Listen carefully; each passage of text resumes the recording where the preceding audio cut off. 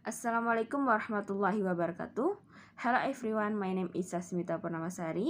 I am psychologist student in UPIAI. In this video, I want to presentation about the psychodynamic and behavioral approaches, and I will share the text in screen. For the first time, I want to tell about the psychodynamic approach. What is the psychodynamic approach?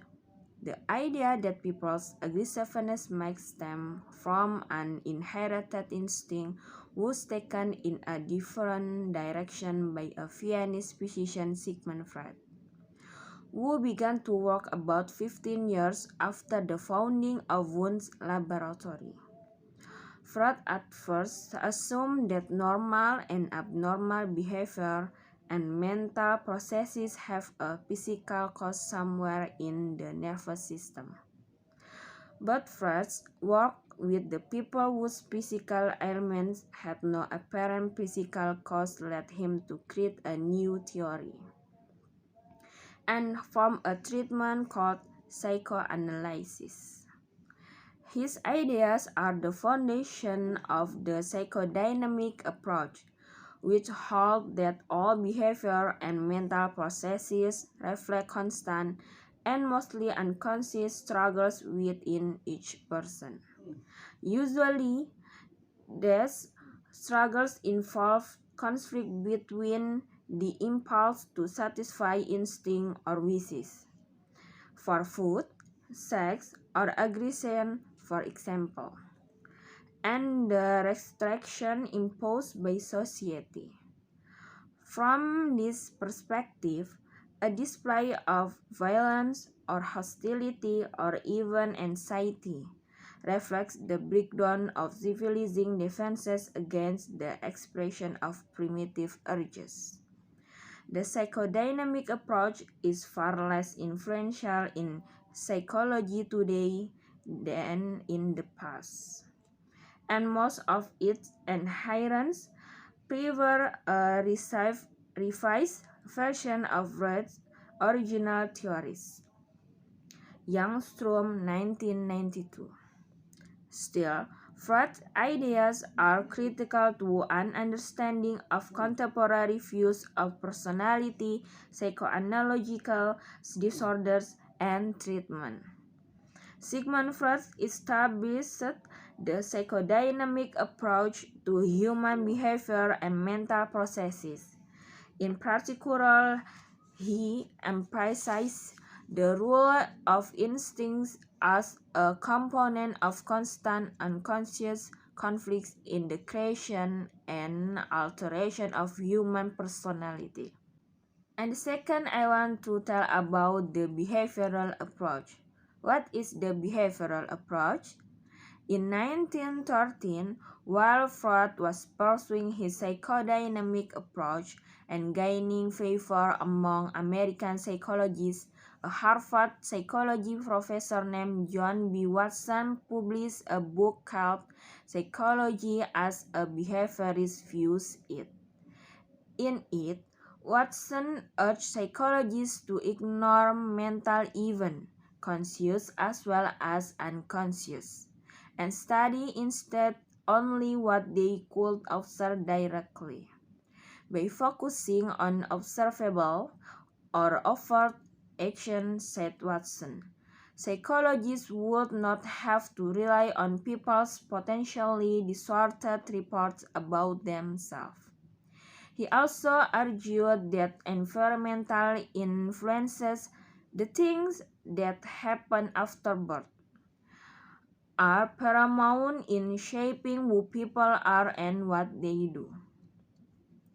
Watson's views gave rise to the behavioral approach to psychology, which emphasizes the idea that behavior and mental processes are primarily the result of learning.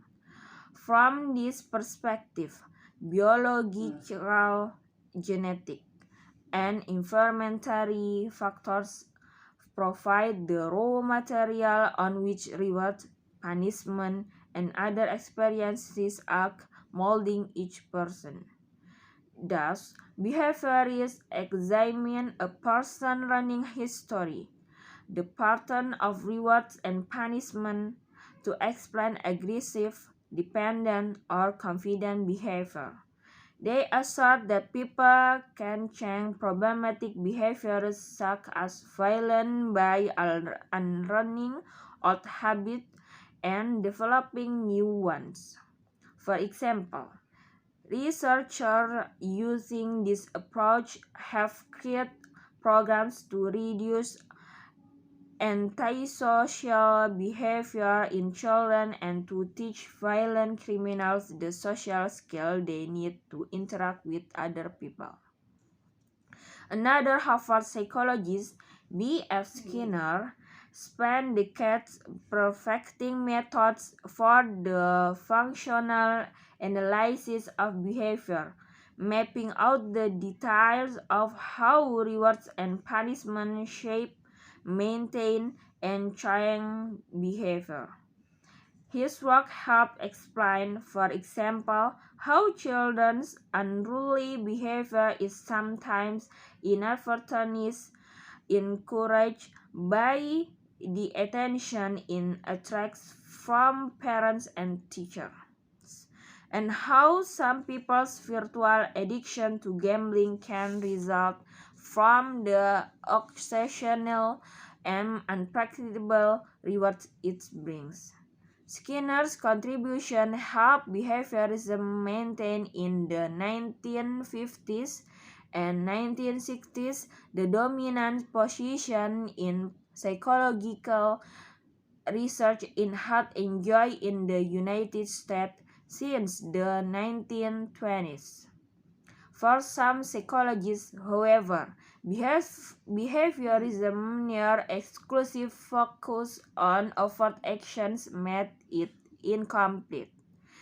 They argued that we can never fully understand the nature of violence or altruism or any other behaviors, for that matter, without learning something about the tools that accompany them.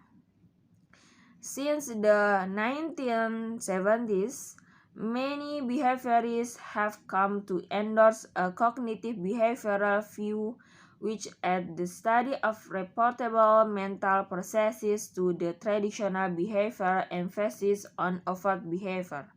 Hawkins et al. 1992.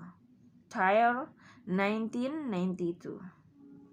Thus, the cognitive behavioral approach explores how learning affects the development of thoughts and beliefs and how, in turn, these learning cognitive patterns affect overt behavior. B.F. Skinner was the most notable contemporary champion of the behavioral approach to psychology.